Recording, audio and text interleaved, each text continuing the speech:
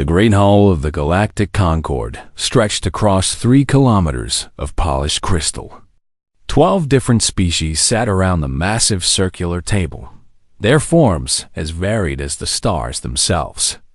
The Zephyrians floated in their energy bubbles, their blue light pulsing with each thought. The massive Krex warriors stood at attention behind their seats, their thick armor gleaming. The tiny Pixeli scurried across their section of the table on 6 delicate legs.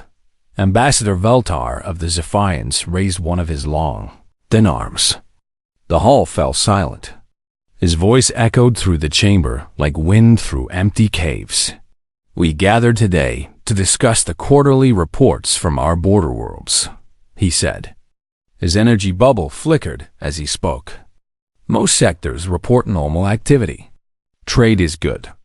Pirates are few. The peace holds strong." The other ambassadors nodded. The Galactic Concorde had ruled the galaxy for over 3,000 years. Wars were rare now.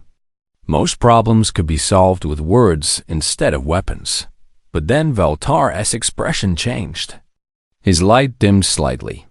"However, there is one strange matter to discuss," he continued. "Our deep space sensors have detected unusual energy readings near the galactic rim. Sector 7749, to be exact." General Thrak of the Krex leaned forward. His massive frame made the chair creak. "What kind of energy readings?" "Unknown," Veltar replied. "The signals appear artificial, but they do not match any technology in our databases. They come from the dead zone beyond our borders." The Pixeli representative, Speaker Zix, clicked her mandibles together. "The dead zone? Nothing lives out there. Too cold, too empty, too dangerous." "Exactly," said Veltar. "Which makes these readings very strange indeed." Dr. Keshai of the Aquarian delegation spoke up. Her gills fluttered as she breathed through her water mask. "Perhaps we should investigate? Send a science vessel?" Several ambassadors made sounds of disagreement. The Trelawney delegate shook his large head. "Waste of resources. The dead zone has nothing of value. These readings are probably just old supernovas or broken equipment." General Thrak crossed his massive arms. "Or space junk from some ancient war. The rim is full of old battlefields." Veltar's light pulsed thoughtfully. "There is something else. Something the science teams found interesting. The signal patterns. They seem familiar somehow." "Familiar how?" asked Dr. Keshai. "They match certain stories. Old stories that many of our species tell." The hall grew quiet. Every species had their old stories. Ancient tales passed down through generations. Most were about gods and monsters, heroes and villains. Speaker Zix clicked nervously. "Which stories?" Veltar hesitated. "The human stories." A ripple of discomfort went through the hall. Every species knew the human stories. They were the most common myth in the galaxy. Tales of a legendary race that lived on a world so dangerous it turned them into perfect warriors. Stories said they could survive anything, fight anyone, and never give up. The stories were different for each species, but the core was always the same. Humans were Deathworlders. They came from a planet where everything tried to kill them, so they became impossible to kill themselves. General Thrak laughed loudly. "Humans? Those are children's stories, myths, legends to scare young warriors." "Every species tells human stories," said the Trelawney delegate. "But no one has ever found proof they existed." Dr. Keshai tilted her head. "That is what makes it interesting. Why do we all have the same stories? Stories about the same fictional species?" "Because fear is universal," General Thrak replied. "Every species needs monsters in their stories. Humans are the perfect monster, ruthless, unstoppable, from a world of death." Veltar's light flickered again. "But what if they are not stories? The hall fell completely silent. "Impossible," whispered Speaker Zix. "We have explored most of the galaxy." "We would have found them, have we?" Valtar asked. "Have we truly explored the dead zones? The rim worlds? The spaces between stars?" Dr. Keshai leaned forward in her water tank. "The stories do say humans lived at the edge of the galaxy, far from the center, in the cold dark between stars." "Stories," General Thrax said firmly. "Just stories." But his voice was not as confident as before. Valtar brought up a hologram above the table. It showed a map of the galaxy. The Concord worlds glowed in bright colors at the center. The outer rim was dark and empty.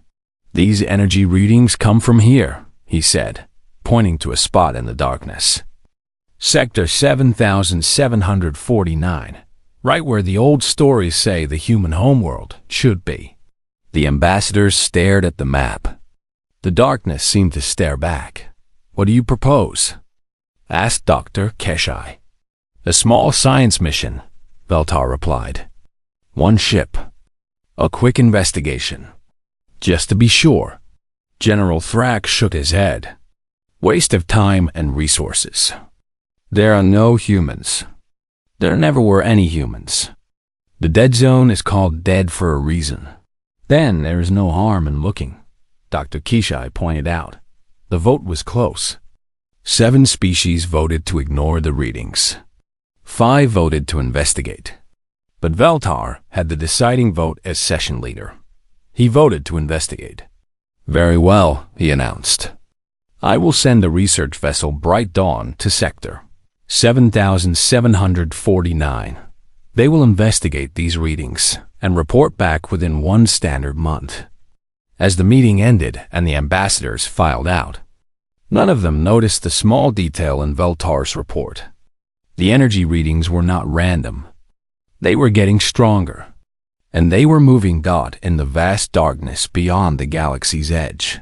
Something had been watching the Concord for a very long time. Something that had been building, planning, and preparing. Something that remembered when the galaxy was young, and humans were more than just stories. The legends were about to become very real. The research vessel Bright Dawn drifted silently through the empty space of Sector 7749. Captain Mordak of the Trelawney checked the navigation display for the 10th time in an hour. The ship was exactly where it should be, but something felt wrong. "Still nothing on visual sensors," reported Lieutenant Fex, a young Krex officer. "Just empty space and distant stars." Dr. Keshai floated in her portable water tank near the science station. Her gills fluttered nervously as she studied the readings. "The energy signatures are stronger here. Much stronger. But I still cannot locate their source."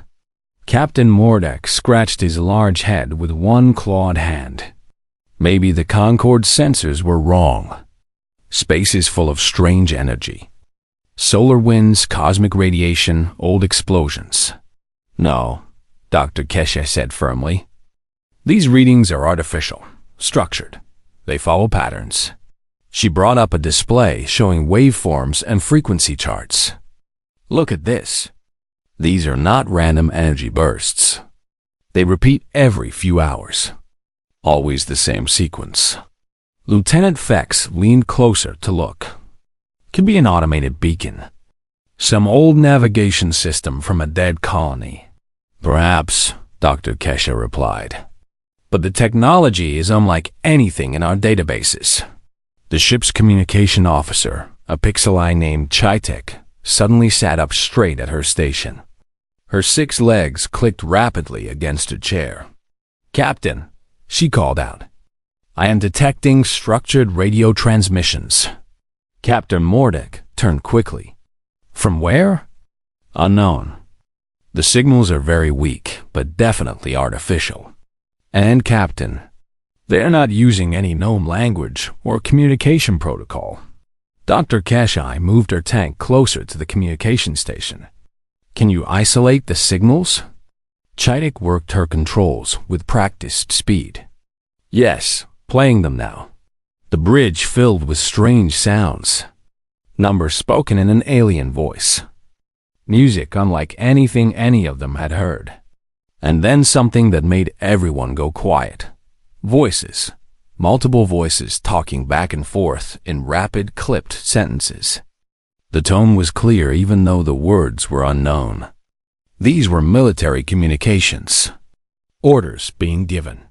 Reports being made. Status updates between different units. That sounds like fleet coordination, Lieutenant Fex whispered. Captain Mordick felt ice in his veins. Chaitik, how many different signal sources are you detecting? The Pixel Eye worked frantically at her station. At least 50, Captain. Maybe more. They are spread across a wide area.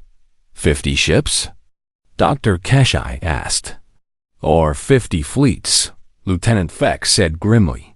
Captain Mordick activated the ship's long-range sensors. Full deep space scan. I want to know what is out there. The sensors reached out into the darkness, probing the empty space around them. At first, they found nothing. Then, slowly, shapes began to appear on the display. Captain, Lieutenant Fex said in a shaking voice. You need to see this. The main screen showed what the deep sensors had found. Massive structures hidden in the darkness between stars. Space stations that dwarfed the largest Concorde installations. Shipyards that could build vessels the size of moons. Industrial platforms that stretched for hundreds of kilometers. All of them were clearly artificial. All of them were active. By the void, Captain Mordak whispered. How long have these been here? Dr. Keshai was studying the readings with growing alarm. The metal compositions are unknown. The energy outputs are impossible. Captain, some of these structures are producing more power than our entire home system.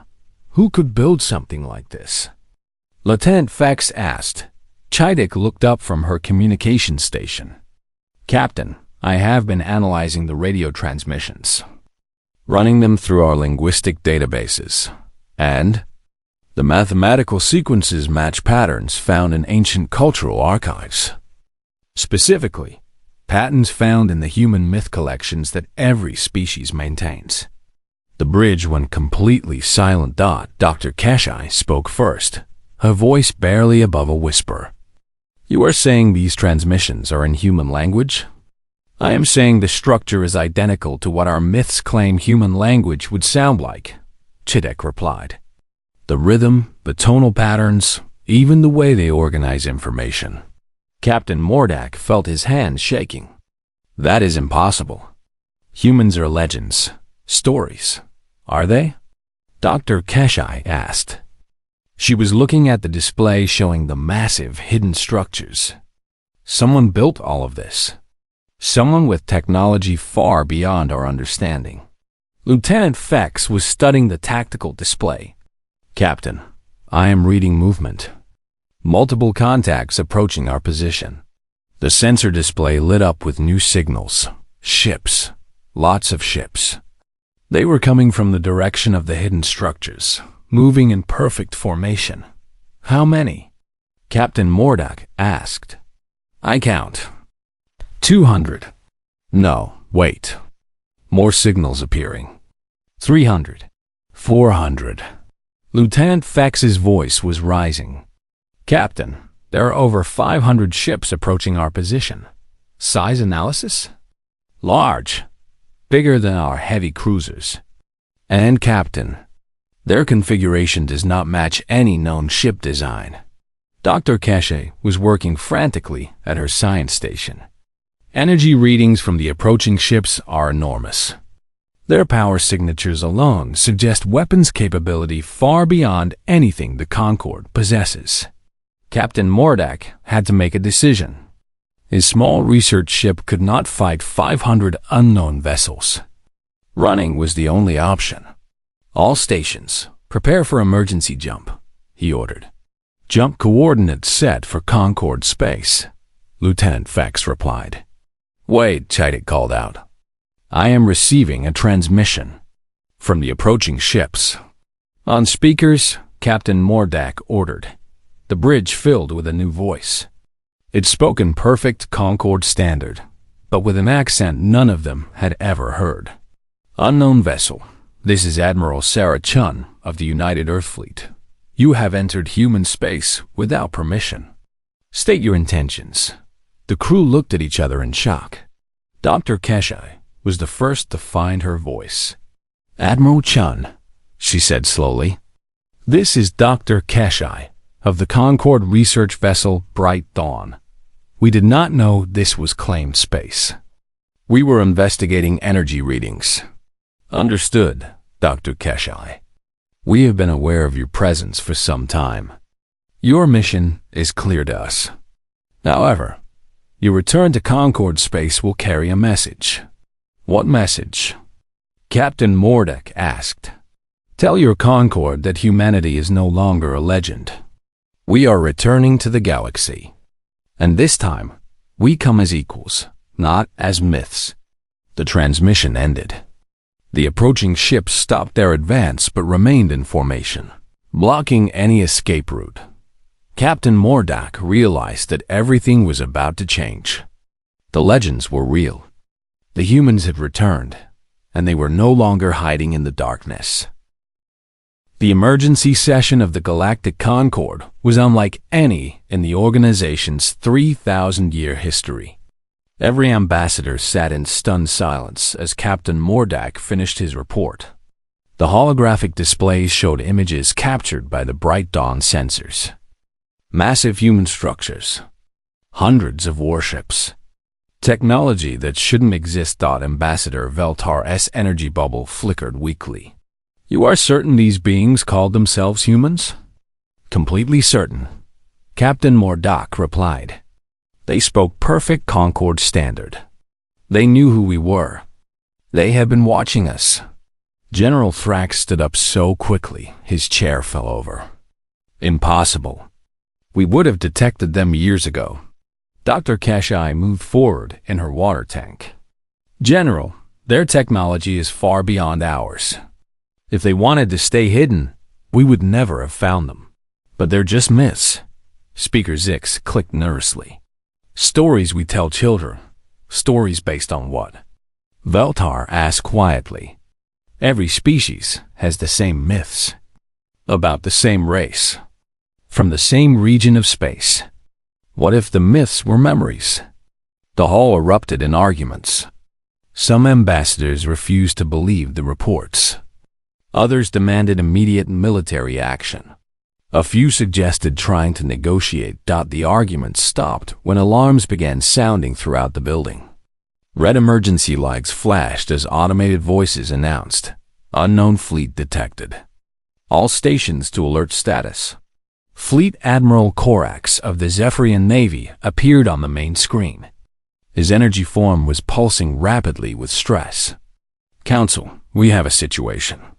Long-range sensors have detected a massive fleet entering Concord space. Over 800 vessels.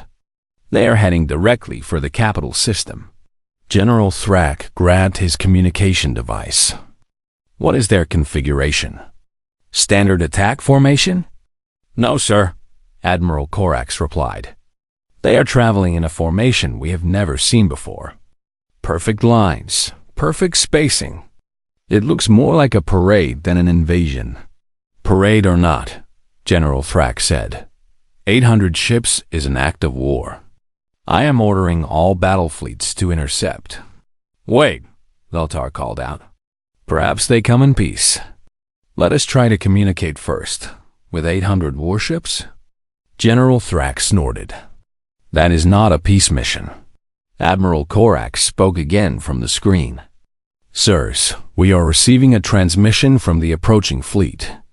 They are requesting permission to enter the capital system for diplomatic talks. Diplomatic talks with 800 ships, General Thrak muttered. Classic intimidation tactic. Dr. Kesha had been studying the censored data. The ships are maintaining a respectful distance. They are not in attack formation. Perhaps they genuinely want to talk. Veltar made the decision. Grant them permission to enter the system, but keep our fleets ready. Yes, sir, Admiral Korax replied. Estimated arrival time is 6 hours. The next 6 hours felt like 6 years. Concord fleets positioned themselves throughout the capital system. Diplomats prepared for the most important first contact in galactic history. Scientists analyzed every piece of data about the approaching ships. When the human fleet finally arrived, it took everyone's breath away. The ships were unlike anything in Concord space. Where Concord vessels were smooth and curved, human ships were angular and sharp. They seemed to absorb light instead of reflecting it, making them appear as dark shadows against the stars.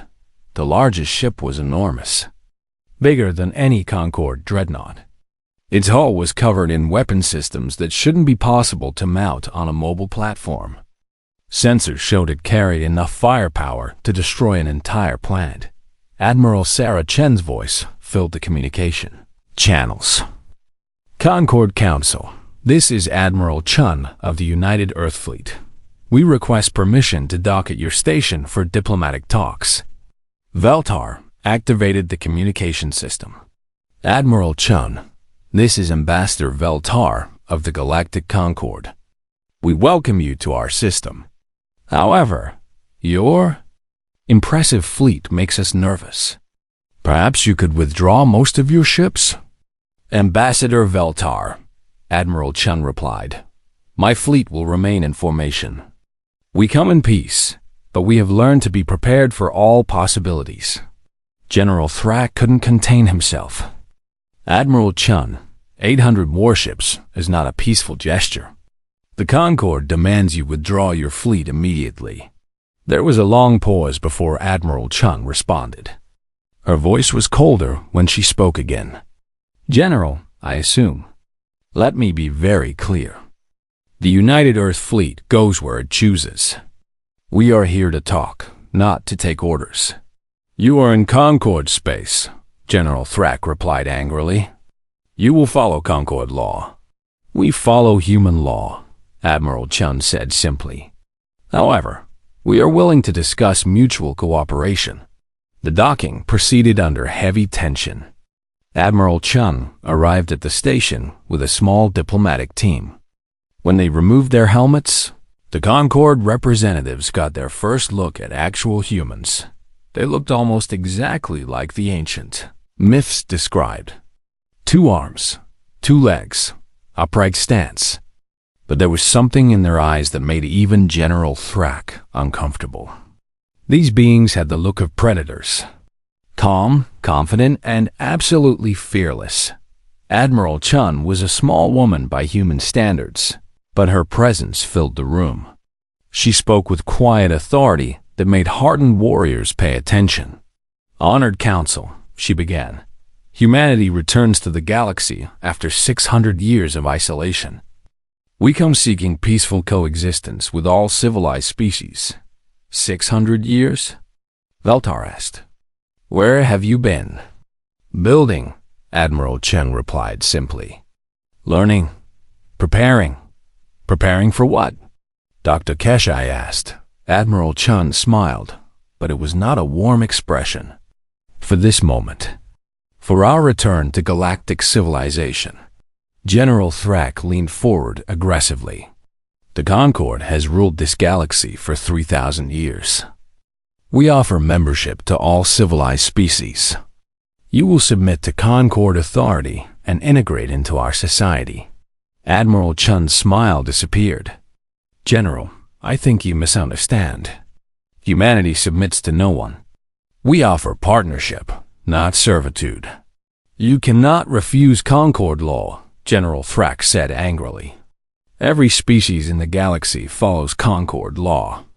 Every species until now, Admiral Chun corrected. Humanity makes its own laws. That is unacceptable. General Thrak stood up. Submit to Concord authority or leave our space immediately. Admiral Chun remained seated. General, you seem to think you are giving orders. Let me clarify something.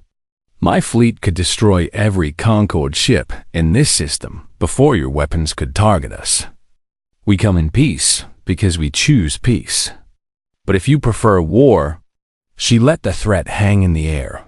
Veltar tried to calm the situation.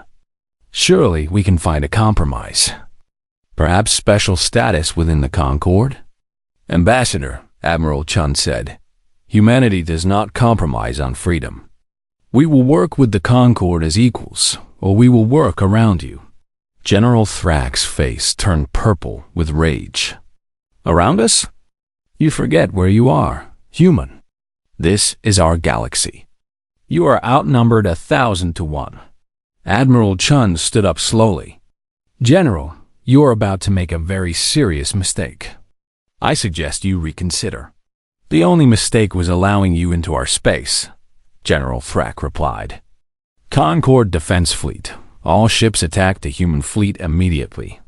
Admiral Chun shook her head sadly. So be it. The war between legends and reality had begun. The first battle lasted exactly 14 minutes. Fleet. Admiral Corax watched in horror as his carefully organized attack formation fell apart. The Concorde fleet had attacked with overwhelming numbers, using tactics that had worked for 3,000 years. They arranged their ships in perfect battle lines, targeted the largest human vessels, and expected a civilized engagement. The humans did not fight a civilized engagement. Admiral Chun's flagship. The used Defiance charged straight into the Concorde formation. Instead of stopping to trade long-range fire, it rammed through the line like a spear through paper. Its armor absorbed hits that would have destroyed any Concorde ship. But the ramming was just the beginning. The human ships broke into small groups that moved like hunting packs. They ignored the established rules of space combat. Instead of maintaining formation, they scattered and attacked from all directions at once. They used asteroid fields as cover. They fired from behind planets and moons. Worst of all, they targeted things no civilized species would attack. Life support systems, communication arrays, engines instead of weapons. They fight like savages, Admiral Corax reported to the Concorde Council. They show no respect for proper military conduct. General Thrax was studying the battle reports with growing alarm. How many ships did we lose? 37 destroyed. 52 disabled. The humans lost? 3 ships. 3? General Thrax couldn't believe it. We outnumbered them 5 to 1. Sir, they fight unlike any enemy we have ever faced. They use tactics that seem designed to cause maximum chaos rather than achieve military objectives. But Admiral Chun's objectives were perfectly clear. She wasn't trying to destroy the Concorde fleet. She was teaching them a lesson. Captain Marcus Torres commanded the human cruiser Relentless in the second wave of battles. His ship had taken damage that would have forced any Concorde vessel to retreat. The hull was breached in 3 places. 2 weapon systems were offline. The life support was running on emergency power. Captain Torres ordered his ship to continue the attack. Sir, his weapons officer called out. We're down to our last torpedo. Then we make it count, Torres replied. Target that Krex battleship's engine core. Sir, we would have to get within their defense perimeter. That's suicide. Only if we plan to leave, Torres said grimly. The Relentless accelerated straight toward the massive Krex battleship. The alien vessel's weapons hammered the human ship, tearing chunks of armor away. Any other crew would have retreated. The human crew kept fighting. Lieutenant Sarah Kim was working frantically at her engineering station as explosions rocked the ship around her. She had been wounded in the first attack, but she ignored the pain and kept the engines running. Engine room to bridge, she reported. We're at 120% power. The engines won't take this strain much longer. How long can you give me? Captain Torres asked. Maybe 10 minutes before they explode. 10 minutes is plenty. The Relentless broke through the Krek's defense line and fired its last torpedo at point-blank range. The Krek's battleship's engines exploded, leaving the massive vessel dead in space. But the humans weren't finished. Captain Torres activated the ship's emergency protocol. All hands, abandon ship. Set auto-destruct for ramming speed. The crew evacuated in escape pods while the Relentless, now a guided missile the size of a city block, slammed into the Krek's command ship. Both vessels were destroyed, but the human crew survived to fight another day. This was how humans fought. They turned their own ships into weapons. They fought on with injuries that would kill other species. They treated death as just another tactical option. The Concorde had never faced an enemy like this. Dr. Keshai was studying the battle footage when she made a disturbing discovery. She called Admiral Corax immediately. "Admiral, I need to show you something. I have been analyzing the human combat performance, and I found something impossible." "What now?" Admiral Corax asked wearily. "The humans in these battles are performing at physical levels that should kill them. Their reaction times are too fast. Their endurance is too high. They are operating beyond normal biological limits." "Enhanced warriors? Genetic modification?" "No, sir. Natural biological response. Under extreme stress, human bodies flood with combat. Stimulants, adrenaline, endorphins, compounds that would poison other species but allow humans to perform impossible feats." Admiral Corax felt a chill run through his energy form. "You mean they become stronger when they are afraid?" "Not just stronger. Faster. More aggressive. More creative. Pain makes them fight harder instead of weakening them. It's as if their entire species evolved specifically for warfare." "That is impossible. No species can evolve like that. Unless they came from a world where everything was trying to kill them," Dr. Kishay said quietly. "A death world. Just like the myths say." The war continued for 3 months. Every battle followed the same pattern. The Concorde attacked with superior numbers and advanced tactics. The humans responded with impossible courage and tactics that made no sense. But the most frightening thing about the humans wasn't how they fought. It was how quickly they learned. After each battle, human tactics evolved. Weapons that worked against them once never worked again. Strategies that succeeded were quickly countered. Admiral Chum's fleet grew stronger with each engagement. Not because they received reinforcements, but because they became better at war. The Trelawney developed a new type of shield that blocked human energy weapons. Within 2 weeks, the humans had created new weapons that cut through Trelawney shields like they weren't there. The Pixeli created a virus that attacked human computer systems. The humans not only stopped the virus, but sent it back, improved to crash Pixeli networks. The Kreks tried to match human aggression with their own berserker warriors. The humans studied Krek psychology and developed tactics that turned their own rage against them. Every defeat taught humanity something new. Every victory made them more dangerous. General Thrak was studying the latest intelligence reports when he realized the terrible truth. The humans weren't just winning battles. They were learning how to destroy the Concorde entirely. "How many fleets have we lost?" he asked his aide. 14 battle fleets destroyed or disabled, sir. The humans have lost 8 ships. 8 ships in 3 months? Yes, sir. And General, there's something else. Intelligence reports suggest the human fleet has actually grown during the conflict.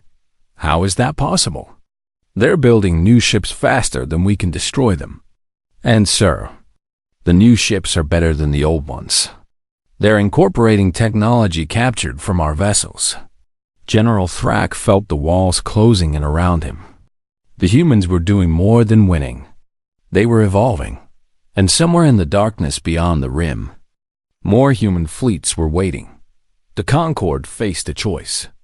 continue a war they couldn't win, or accept that the galaxy had changed forever. The myths had become reality, and reality was more terrifying than any legend. The Great Hall of the Galactic Concord looked very different than it had 6 months ago.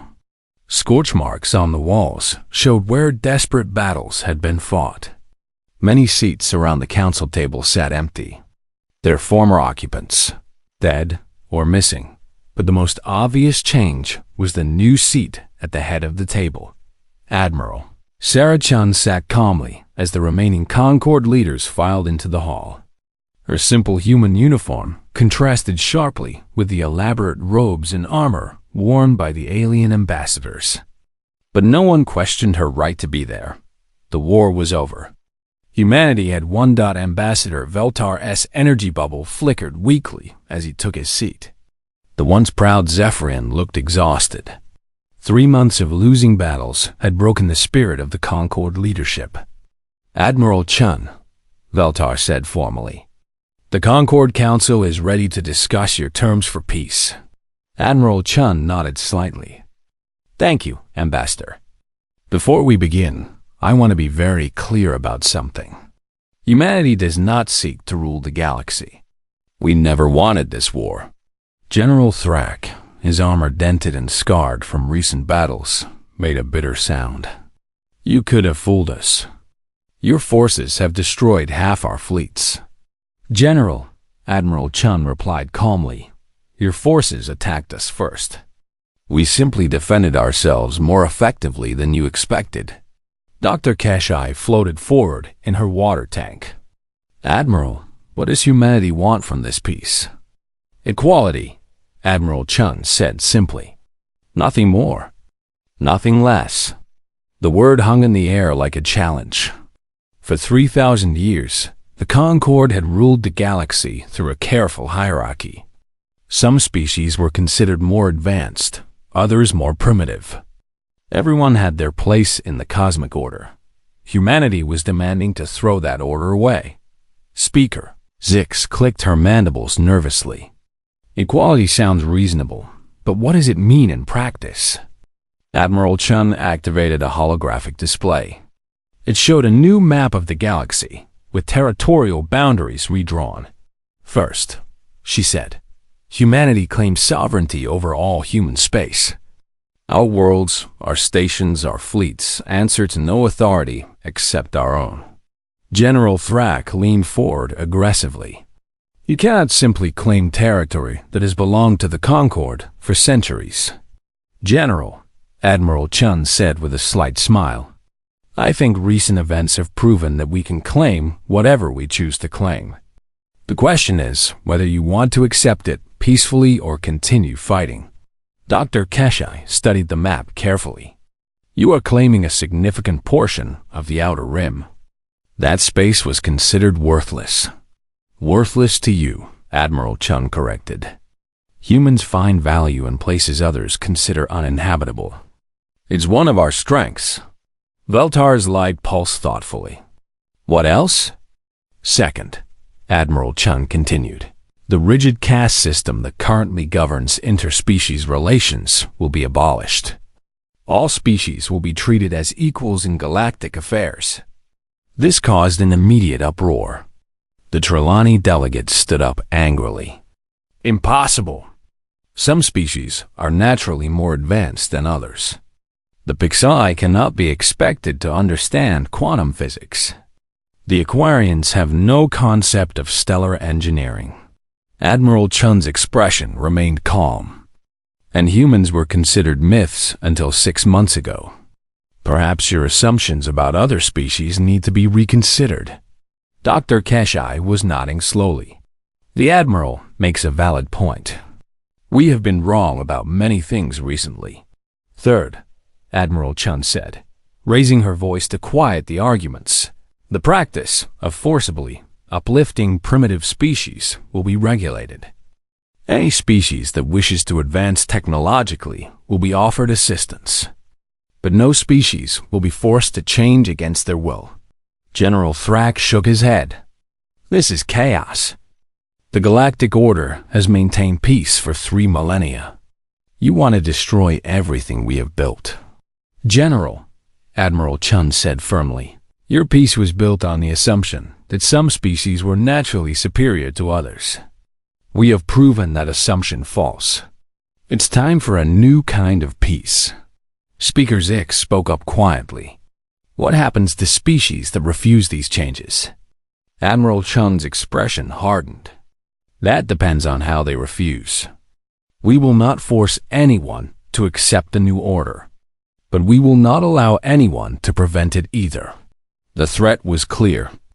Work with humanity or be worked around. Veltar asked the question everyone was thinking.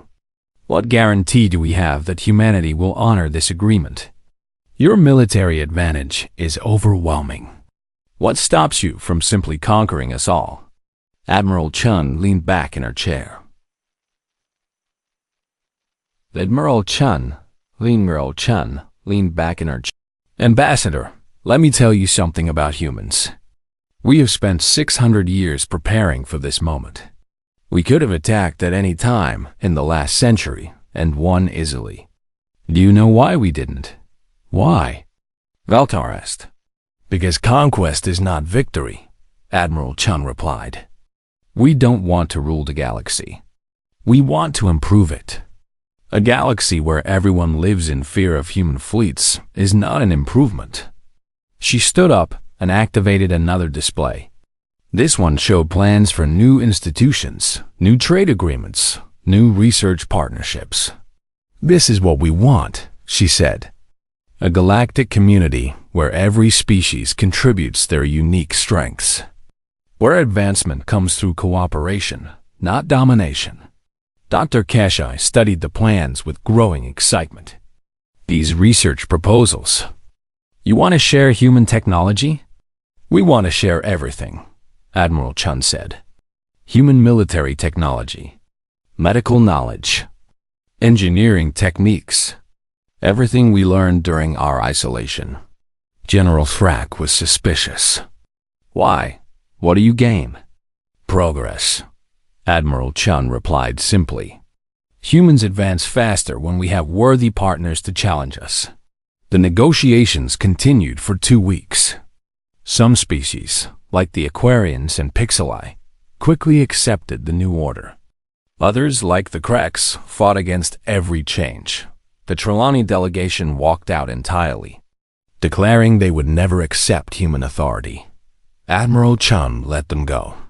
3 days later, human trade ships arrived at Trelawney worlds, offering beneficial trade agreements.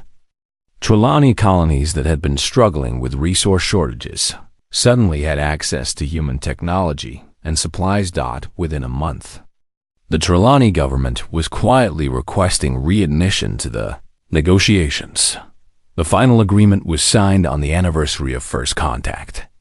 The Terran Concord Alliance established a new framework for galactic governance. Every species had equal representation.